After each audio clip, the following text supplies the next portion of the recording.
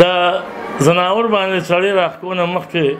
هماغه عام ټکي دي چې بسم الله الله اکبر د الله په نوم باندې حلاله وشوه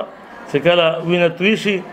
او حلاله وشي نو داسې ویل پکار دي ان صلاتي و نسکي و محیاي و مماتي لله رب العالمین لا شریک له وبذلك امرت وانا اول المسلمين او د دې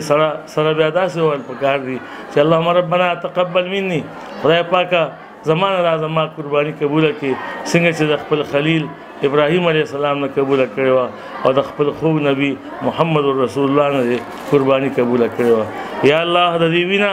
زما د وینې په بدل کې د دې غوښه زما د غوښې په بدل کې د دې اډوکي